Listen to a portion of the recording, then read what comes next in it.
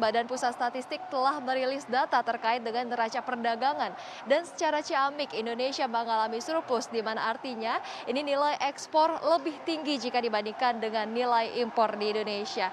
Dan Indonesia memperoleh surplus sebesar 3,83 miliar atau ini artinya lebih dari 54 triliun rupiah.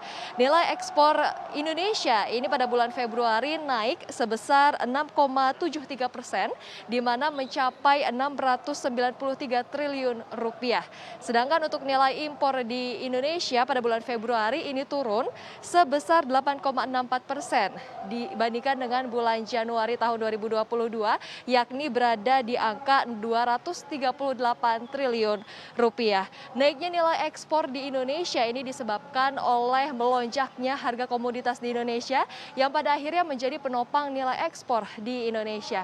Adapun untuk komoditas yang menjadi primadona atau yang menjadi penopang di Indonesia ini adalah komoditas batu bara, komoditas minyak mentah dan juga komoditas nikel. Untuk ekspor migas ini pada bulan Februari naik sebesar 15,6% secara tahunan, yakni sebesar 0,99 miliar US dollar. Sedangkan untuk ekspor tambang ini naik sebesar 84,61% secara tahunan pula, yakni sebesar 3,6 miliar US dollar. Sedangkan untuk ekspor besi ini naik sebesar 27,95%, yakni berada di angka 15,53 miliar US dollar. Dan berikut pernyataan langsung dari Kepala Badan Pusat Statistik Indonesia terkait dengan meningkatnya nilai ekspor di Indonesia.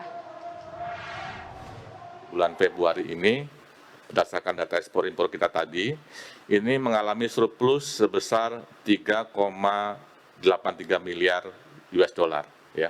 Sekali lagi, ya, di bulan Februari ini terjadi surplus sebesar 3,83 miliar US dollar. Ya.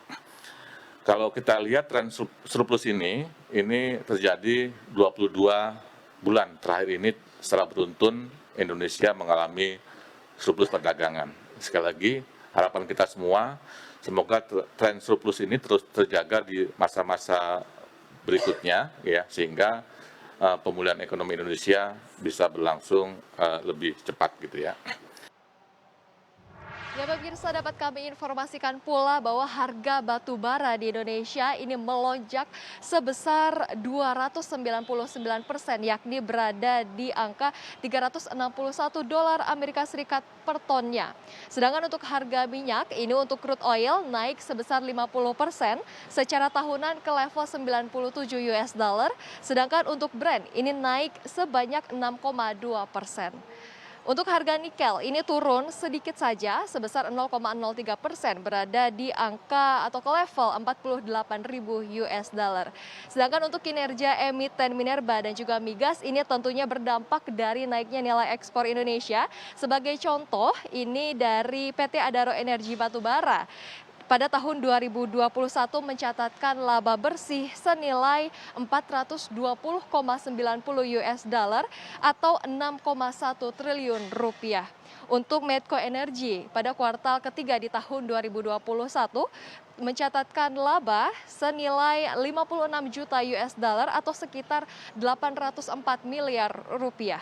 Untuk Vale Indonesia di tahun 2021 ini mendapatkan laba bersih senilai 122 juta US dollar atau ini naik sebesar 10,56% secara tahunan.